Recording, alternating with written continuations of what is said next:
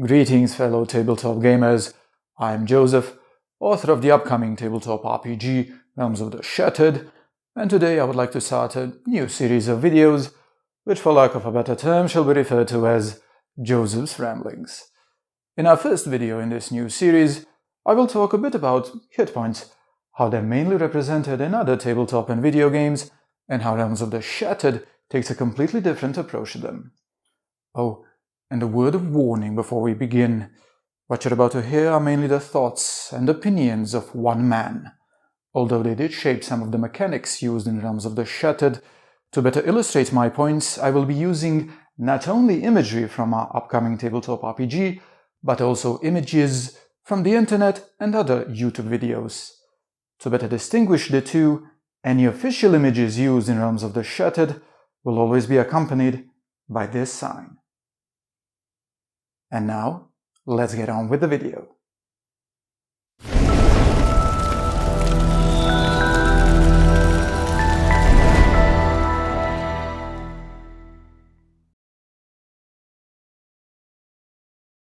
Hit points, the representation of how much health a character has, never really sat well with me. My gripe with hit points was always how they increased with gain character levels.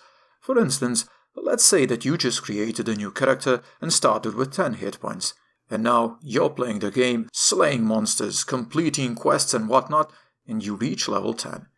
And when you look at that, your maximum hit points have just been increased to more than 100. I get why games do this. Having your hit points increased in this manner is one of the many ways to show how your character grows in power as he gains more experience. But, you see, there's this one thing that bugged the living hell out of me for all my years as a gamer and tabletop GM. If hit points represent a character's health, how come they improve so much with gained levels that weapon blows that were pretty lethal at level 1 now suddenly have little to no impact? I mean, this almost looks like higher level characters also gain extra layers of skin or grow multiple hearts which then allow them to sustain blows without breaking a sweat. Now, I know what some of you might say, but Joseph, you are looking at hit points all wrong. They don't necessarily represent only a character's health, but also his heroism and his will to fight, which would definitely increase as the character gains more levels. Well, yeah, I see what you mean. In this case, a 10th level character that has 100 hit points and receives a blow that deals 10 damage hasn't actually received a blow, but rather dodged it or performed some other feat of heroism that prevented that blow from actually being lethal. And to this, I have to say, why? You are already playing a tabletop RPG. You are already suspending your disbelief that you are playing a game rather than being in a fantasy world. Why? Why would you further suspend your disbelief that the blow your character just received isn't really a blow, but just a glanced hit or whatnot? I mean, what's the point of armor class as D&D has it, or your toughness, or whatever system the game uses to actually determine if a character is hit or not? Wouldn't it be better if hit points actually represented only your health, and the mechanics used to determine if you got hit and sustained damage will have to do their jobs properly? Well, I don't know about you, but I certainly think so. That's why I designed hit points and certain other game mechanics in Realms of the Shattered so differently from how they're usually represented in classical tabletop RPGs. In ROTS, creatures have but a small amount of hit points that do not change as a character gains levels. Every time a character loses a hit point, in ROTS also known as sustaining a wound, a character truly has been dealt a serious blow, and his health has been adversely affected. To determine if a character is hit, ROTS uses the miss rating mechanic.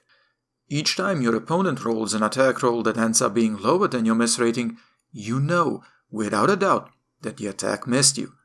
And if he manages to hit you, you are, depending on the armor parts your character is wearing, entitled to a protection save. And even if you fail that save, meaning that the attack was not a glancing blow, the attacker still has to roll a damage roll higher than your toughness rating to actually wound you. Anytime the damage roll is lower than your toughness rating, it means that you did sustain a blow, but your worn equipment managed to soften it to the point where it is no longer so dangerous. Thus, your hit points remain unchanged. When you have a system like this, you know exactly what's going on with your character on the battlefield. What's also impressive about this is that it offers a greater dose of realism in our game. You see, Realms of the Shattered does not have traditional armor sets. Oh no.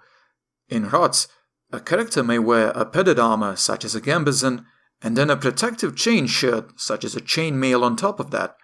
And then, on top of all that, he may wear armor parts that protect his various body parts. The more armor parts you wear, the more your body is protected. Of course, wearing a lot of heavy armor has its downside. Your ability to dodge blows becomes that much more compromised, and enemies will have an easier time hitting you. But who cares about getting hit when you look like this? Now, some of you might say, "But Joseph, this is not epic. I want my character to be able to run into hordes of enemies and slay them all with my mighty weapons and legendary spells." Well, to you, all I can say is that the aim of ROTS is to provide a more realistic tabletop RPG experience. In Realms of the Shattered, if you try to run headlong into a bunch of enemies just by yourself, you will most likely end up dead.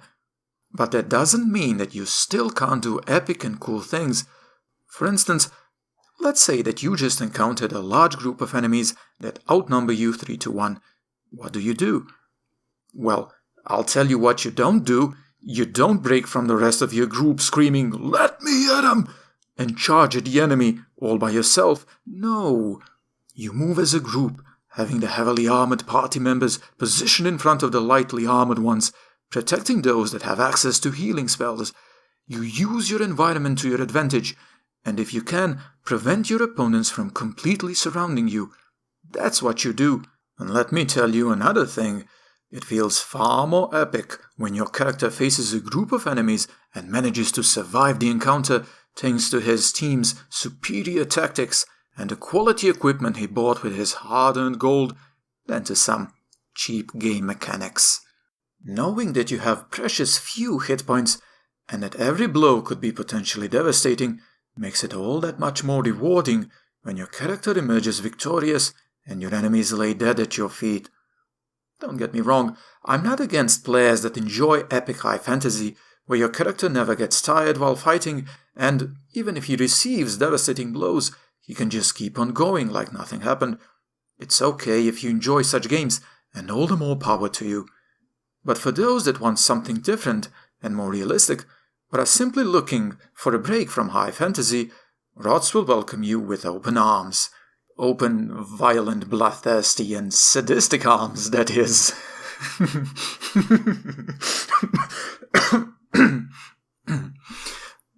Got a bit carried away, sorry. Well, there you have it. My thoughts and opinions on hit points and how they shape some of the most important mechanics used in Realms of the Shattered. For those of you waiting on a combat video, fear not, it is coming. The team recently had an interesting idea on how to not only inform you with it, but also entertain you at the same time. Feel free to share your thoughts and opinions on hit points and whether you agree or disagree with me down in the comments below. Oh, and the obligatory like and subscribe. See, Emmerich, this one even comes with a smile. You happy now? Godspeed, adventurers.